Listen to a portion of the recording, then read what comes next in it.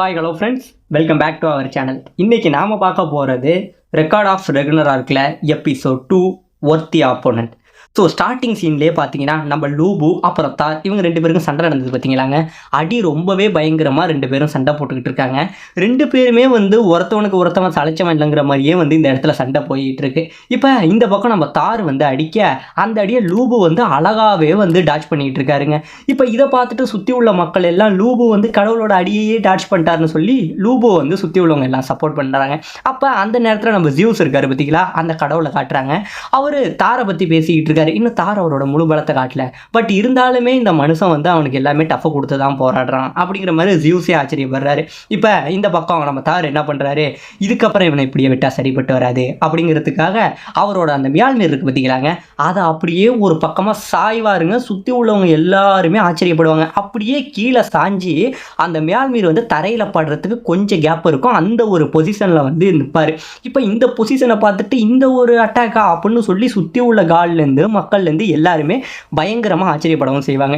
இப்போ இந்த பக்கம் தோரோட ஒரு கதை வருதுங்க. அதாவது ஆஸ்கார்டுங்கிற ஒரு இடம் ரொம்பவே உயரமான செவறுகளை உள்ள ஒரு ராஜ்யம் ரொம்ப நாளைக்கு முன்னாடி இருந்ததாக சொல்கிறாங்க.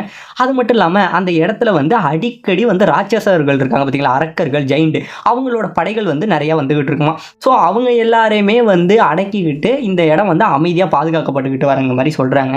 இப்போ இந்த பக்கம் அந்த இடத்துல ஒரு 3 காவலர்கள் இருக்காங்க. இந்த காவலர்கள் என்ன பேசிக்கிறாங்க அப்படின்னு பார்த்தீங்கன்னா, இந்த மாதிரி ரொம்ப போர் அடிக்குதுப்பா, எப்பயுமே வராங்க ஒரு அரக்கம் வரான், அவனுங்களெல்லாம் நம்ம ஈஸியாக கொண்டுடுறோம், நமக்கெல்லாம் என்ன கவலை, எனக்கு இந்த வேலையே போர் அடிக்குது அப்படிங்கிற மாதிரி ஒருத்தன் பேச, நம்ம பார்க்குற வேலை உயிருக்கு ஆபத்தான வேலை, இன்றைக்கி இல்லைனாலும் என்னைக்காச்சும் ஒரு நாள் நம்ம இறங்கி போராடுற நிலைமை வரும், அதனால நீ எப்பயுமே உன் வேலையில் மும்மரமாயிரு அப்படிங்கிற மாதிரி இன்னொரு காவலர் சொல்கிறாருங்க. இப்போ இப்படியே நல்லா தான் போயிட்டுருக்கு. அந்த இடத்துல பார்த்தீங்கன்னா திடீர்னு நிலநடுக்கம் வருதுங்க. நிலநடுக்கம் வந்ததை பார்த்தீங்கன்னா அந்த இடத்துல திடீர்னு ராட்சசர்கள் இருக்காங்க பார்த்தீங்களா, அவங்க எல்லாமே அட்டாக் பண்ண வராங்க. இத்தனை நாளே இந்த ஆஸ்கார்டில் ஒரு ராட்சசனோ 2 பேரோ வருவாங்க, இவங்க எல்லாம் சமாளிச்சிருவாங்க. ஆனால் இந்த தடவை ஒரே நேரத்தில் 66 ஜெயிண்ட் இந்த இடத்துல அட்டாக் பண்ணுறாங்க. இதை பார்த்தோன்னே மக்கள் எல்லாம் பயங்கரமாக பயந்து ஓடுறாங்க. அவ்வளோதானா, நம்ம எல்லாம் அழிய போகிறோமா அப்படிங்கிற மாதிரி மக்களுக்கு ஒரு பக்கம் பயங்கரமான பயம் போயிட்டு இருக்கு. இந்த பக்கம் நம்ம வீரர்களும் சும்மா சொல்லக்கூடாதுங்க, எல்லாரும் பறந்து பறந்து அந்த ராட்சசர்களை தாக்குறாங்க. ஆனால் என்ன தான் பண்ணினாலுமே அவங்களால ஒன்றுமே பண்ண முடியலைங்க. அப்போ தான் திடீர்னு என்ன சொல்கிறாங்க, சுவரை உடச்சிக்கிட்டு அவனுங்க உள்ளேயும் வந்துடுறானுங்க. இப்போ நம்ம ஒரே வழி வானத்துலேருந்து அவங்களை அட்டாக் பண்ணால் தான் நமக்கு கிடைக்கிற ஒரு மிகப்பெரிய இது. ஸோ முடிஞ்ச வரைக்கும் அப்படி அட்டாக் பண்ணணும்னு சொல்லிட்டு இப்போ இங்கே உள்ள ஸ்பெஷல் ஃபோர்ஸ் இருப்பானுங்க, அவங்க என்ன பண்ணுறாங்க, வானத்துலேருந்து அந்த ஜெயிண்ட் எல்லாரையும் அட்டாக் பண்ணுறாங்க. ஆனால் அந்த ஜெயிண்ட் எதுக்குமே அசர்ற மாதிரி கிடையாது. எல்லாரையுமே பார்த்தீங்கன்னா அடித்து போட்டுவிட்டு அது பாட்டு அசால்ட்டாக போயிட்டு இருக்குங்க. ஒருத்தவனையுமே கொடூரமாக இந்த இடத்துல கொண்டுட்டு போயிட்டு இருக்காங்க.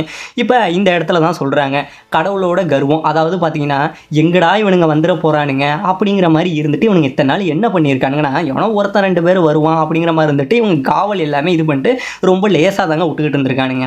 இப்போ இதை தான் சாக்குன்னு பயன்படுத்தி இந்த தோத்து போன ஜெயிண்ட் எல்லாமே என்ன பண்ணியிருக்கு, ஒரே நாளில் தாக்கம் வந்தோடனே இவங்களால என்ன பண்ணுறது அப்படிங்கிறது தெரில. கிட்டத்தட்ட அந்த ஆஸ்கார்டே பாதிக்கு மேலே அழிஞ்சிட்டுங்க, ஒரு அழியிற நிலைமையில் இருந்துக்கிட்டு இருக்கு.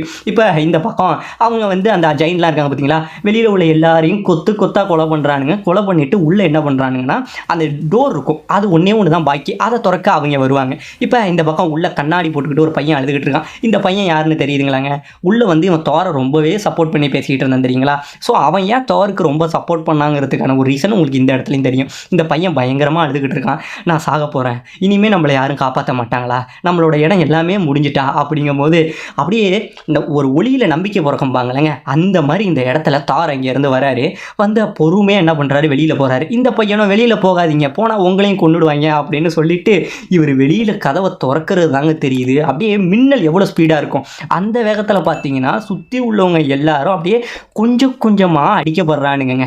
அப்படியே இந்த இடத்துல ஒரு மிகப்பெரிய போர் நடக்குது. அப்படியே ரத்த மழை கொட்டுதுங்க. பார்த்தீங்கன்னா ஒரே கையாலே கிட்டத்தட்ட 66 ஜெயிண்ட்டையுமே இந்த இடத்துல தார் அடிச்சே கொண்டு இருக்காராம் அப்படிங்கிற மாதிரி இந்த இடத்துல சொல்லவும் செய்கிறாங்க. பட் என்ன ஒன்றே ஒன்றுனா, இவ்வளோ பேரை கொண்டாலுமே இந்த இடத்துல தாருக்கு ரொம்பவே சலிப்பாக தாங்க இருக்குது. சே, என்னடா நான் என்னென்னமோ நினச்சேன், ஆனால் இவனுங்கெல்லாம் இவ்வளோ வீக்காக இருக்கானுங்களேங்க மாதிரி வாழ்க்கையில் ஒரு தடவை கூட தன்னோட முழு பலத்தை பயன்படுத்த முடியாத மாதிரி தார் ரொம்பவே சலிப்பாக போயிட்டுருக்காரு. இப்போ இந்த பக்கம் நார்மலாக போட்டி நடக்கிற இடத்த காட்டுறாங்க. இந்த பக்கத்தில் சுற்றி உள்ள கடவுளுக்கெல்லாம் பயங்கரமான ஆச்சரியம், அப்பா ஒரு வழியாக போட்டி முடிஞ்சிட்டு. ஏன்னா இப்போ அந்த தார் எடுத்துருக்காங்க பார்த்தீங்களா, ஒரு பொசிஷனில் நிற்கிறாரு பாருங்க. இது வந்து அந்த ஜெயிண்ட் எல்லாரையுமே அழிக்கிறதுக்கு அவர் யூஸ் பண்ண பொசிஷனாக. ஸோ அதனால இவனோட கதை இங்கேயே முடிஞ்சிட்டுங்கிற மாதிரி கடவுள்கள் எல்லாம் அடுத்த மேட்சை பார்ப்போம்பாங்கிற மாதிரி ரொம்பவே அவங்க கர்வத்தில் இருக்க. இந்த பக்கம் இப்போ என்ன பண்ணுறாருங்க, மொத்த பவரையும் யூஸ் பண்ணி ஒரு அடி அடிக்கிறாரு. அப்படியே பார்த்தீங்கன்னா அந்த ஸ்டேடியமே அதிருதுங்க. இப்போ எல்லாரும் முடிவு பண்ணிட்டாங்க ஒரு வழியாக லூபோட கதை முடிஞ்சிட்டு அப்படிங்கிற மாதிரி சொல்ல கிரவுண்டே வந்து அப்படியே நடுங்குதுங்க. நடுங்கினதுக்கு அப்புறம் இப்போ இந்த பக்கம் நம்ம கோல் இருக்காங்க பாருங்க, அவங்களும் பயந்துட்டாங்க. இவ்வளோ பெரிய ஒரு கடவுள் இந்த அடிக்கு அப்புறம் அவன் எப்படி பொழப்பான், எல்லாமே முடிஞ்சிட்டு அப்படிங்கிற மாதிரி கோல் பயந்துக்கிட்டு இருக்க. உடனே நம்ம ப்ரூன்கில்டே சொல்கிறாங்க, எதுக்கும் பயப்படாத, இந்த நேரத்தில் தான் நம்ம ஜெயிக்க போகிறது யாருங்கிறத பார்க்கணும், பயப்படாமல் சண்டை என்ன நடக்குதுங்கிறத மட்டும் நீ வேடிக்கை பாரு அப்படிங்கிற மாதிரி ப்ரூன்கில்டே சொல்கிறாங்க. இப்போ என்ன அவங்க இந்த பக்கம் அடிச்சிருந்தாங்க பாருங்க, திடீர்னு அந்த சுத்தியல் அசையும். சுற்றி உள்ளவங்க எல்லாருக்கும் பதறி போயிடுங்க. ஆமாம், நம்ம லூபு இருக்காரு பாருங்க, அவர் அப்படியே அந்த சுத்தியில டாட்ச் பண்ணி தோரை தூக்கி வீசுவாருங்க.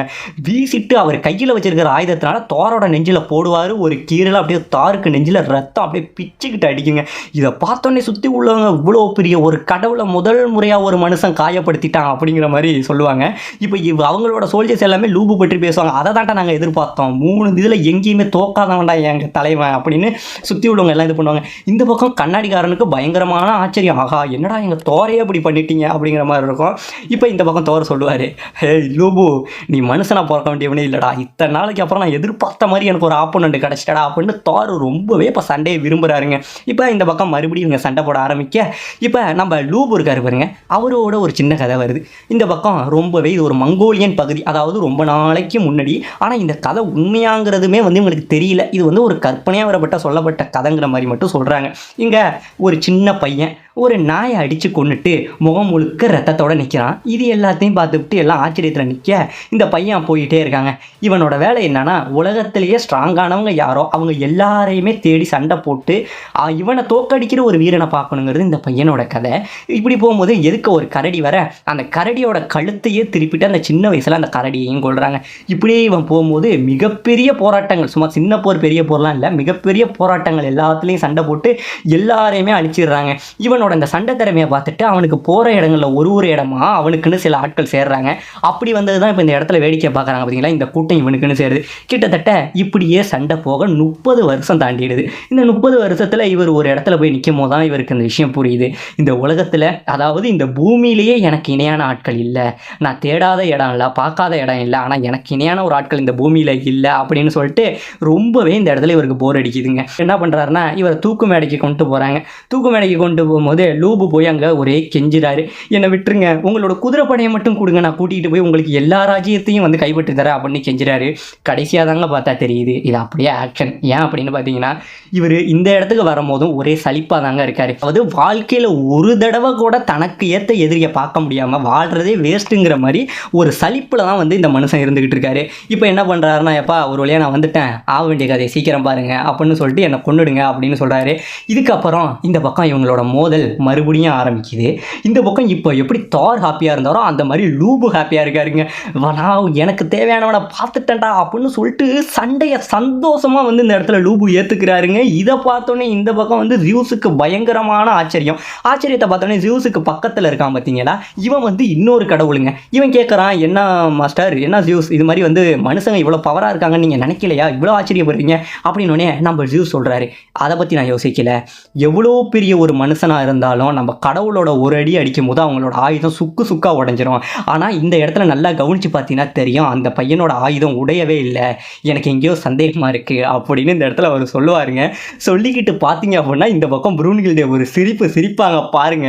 இப்போ தாங்க நம்ம ஜியூஸுக்கு நடக்கிறது எல்லாம் புரியும். ஆமாங்க, இப்போ என்ன நடந்திருக்குன்னா, போட்டி நடக்கிறதுக்கு கொஞ்ச நேரம் முன்னாடி ப்ரூன்கில்டேவும் நம்மளோட கோல் இருக்காங்க பார்த்தீங்களா, இவங்க 2 பேரும் ஒரு இடத்துக்கு போய் இந்த இடத்துல தான் வீரர்களை வந்து சூஸ் பண்ணுவாங்க. இங்கே போய் சூஸ் பண்ணும்போது கேட்கும்போது நம்ம கோல் கேட்பாங்க, மனிதன் அதாவது கடவுளை எதிர்த்து மனுஷங்களால் ஜெயிக்க முடியுமா அப்படின்னு கேட்கும்போது, சாதாரண ஒரு மனுஷன் சாதாரண ஆயுதம் வச்சுருந்தானா அவனால் வாய்ப்பே கிடையாது, கடவுளை எதிர்த்து நிற்கவே முடியாது அப்படின்னோடனே நம்ம கோல் அடிப்போடி ஜெயிக்க முடியாதா, அப்புறம் எதுக்கடியே வாயை அங்கே விட்டுட்டு வந்து இப்போ நம்ம எப்படி ஜெயிக்க போகிறோங்கிற மாதிரி புலம்பிக்கிட்டு இருப்பாங்க. அந்த நேரத்தில் நம்ம இவங்க இருக்காங்க பார்த்தீங்களா, ப்ரூனு, அவங்க டக்குன்னு ஒரு ஆளை கூப்பிட அந்த ஒரு இடத்துல 11 தேவதைகள் வந்து உருவாகுறாங்க. ஆமாம், அவங்க 11 பேர், இவங்க 2 பேர், மொத்தம் 13 பேரும் இந்த இடத்துல உருவாகுறாங்க. இவங்க தான் வந்து வல்கேரி கூட்டம். இப்போதைக்கு இருக்கிற 13 வல்கேரி இவங்க தான். இவங்க எல்லாம் ஒரு இடத்துல கூடிக்கிட்டு என்ன பண்ணுறாங்கன்னு பார்த்தீங்கன்னா, சாதாரணமாக ஒருத்தவனை தோக்கடிக்க முடியாது, ஆனால் டிவைன் ட்ரெஷர் இருந்ததுன்னா எவ்வளோ பெரிய ஆளாக இருந்தாலும் தோக்கடிக்கலாம் அப்படிங்கிற மாதிரி சொல்லிட்டு இந்த ஒரு சீனை இந்த இடத்துல கட் பண்ணுறாங்க. இப்போ இந்த பக்கம் மறுபடியும் வந்து போட்டி பயங்கரமாக நடக்குது. இப்போ தான் வந்து நம்ம ஜியூஸ் வந்து பார்க்குறாரு, நான் அப்பயே நினச்சேன் இது எல்லாத்துக்கும் காரணம் அவ தான் அப்படிங்கிற மாதிரி ஒரு கோபத்தில் பார்க்க, இந்த பக்கம் நம்ம ப்ரூன் இருக்காங்க பாருங்க, வேணா தாத்தா இப்போ போட்டி ஆரம்பிக்கலாமா அப்படிங்கிற மாதிரி ஒரு இதாக பார்ப்பாங்க. ஸோ அதோட இந்த இடத்துல இந்த எபிசோட முடிக்கவும் செய்கிறாங்க. ஸோ அந்த டிவைன் ட்ரெஷர்னால் என்ன அப்படிங்கிறதெல்லாம் நம்ம அடுத்த எபிசோடில் பார்க்கலாம்.